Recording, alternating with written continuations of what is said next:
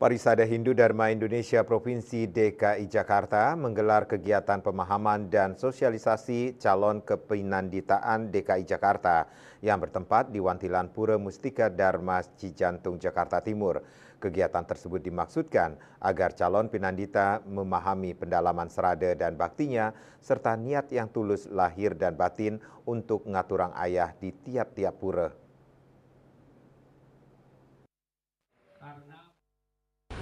Bertempat di Wantilan Pura Mustika Dharma Cijantung, sebanyak kurang lebih 20 peserta calon pinandita wilayah DKI Jakarta mengikuti kegiatan pemahaman dan sosialisasi calon kepinanditaan yang diselenggarakan oleh Parisada Hindu Dharma Indonesia Provinsi DKI Jakarta.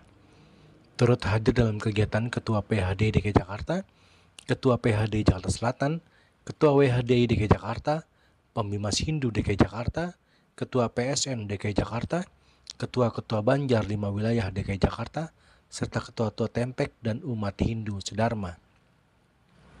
Kegiatan juga dirangkai sebagai narasumber yakni Ratu Prande Panji Sugate dari Geria Lenteng Agung, serta Ide Pandita Dharma Putra Paseban dari Geria Rempoa, Tangerang Selatan. Kehadiran seorang pemangku atau pinandita merupakan suatu kebutuhan bagi umat Hindu dimanapun berada. Keberadaan dan perannya sangat dibutuhkan tatkala umat Hindu melaksanakan kehidupan beragaman dalam dimensi sosial atau keberagaman dalam komunal.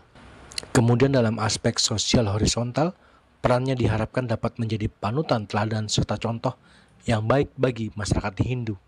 Diharapkan kegiatan tersebut dimaksudkan agar calon pinandita memahami pendalaman strada dan baktinya serta niat yang tulus lahir dan batin untuk ngaturang ayah di tiap-tiap pura.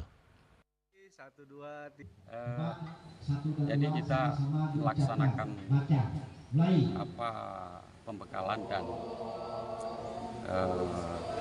pembekalan dan calon pinandita sewilayah DKI. Di sini adalah merupakan sosialisasi kepinanditaan, pengenalan masalah kepinanditaan. Kayak apa sih sebagai pinandita atau pemangku, dan tugas-tugasnya apa sebagai pemangku dan sebagainya. Ini bisa dipahami untuk calon pinandita sehingga nanti diharapkan setelah dia mengikuti pewintenan misalnya berlanjut ini sudah betul-betul memahami tentang sesana apa yang boleh dan apa yang tidak boleh dilakukan oleh seorang pinandita. Ini sudah paham betul. Jadi dengan harapan nanti kalau sudah mewinten bisa ngayah kelas carya sehingga berguna bagi umat yang sembahyang di pura masing-masing untuk wilayah DKI. Jadi di sini untuk pendalaman terutama serada dan bakti niat itu sendiri, sehingga sebagai seorang pemangku atau pinandita itu harus tulus lahir dan batin gitu ya. Jadi lahir batinnya tulus, nanti sebagai pandita kan banyak itu larangan-larangan dan sebagainya. Ini kalau melanggar nanti kan jadi leteh dan sebagainya, nggak percaya pada umat dan sebagainya. Apa dan bagaimana nantinya seorang pinandita berada di tengah-tengah umat kita semua.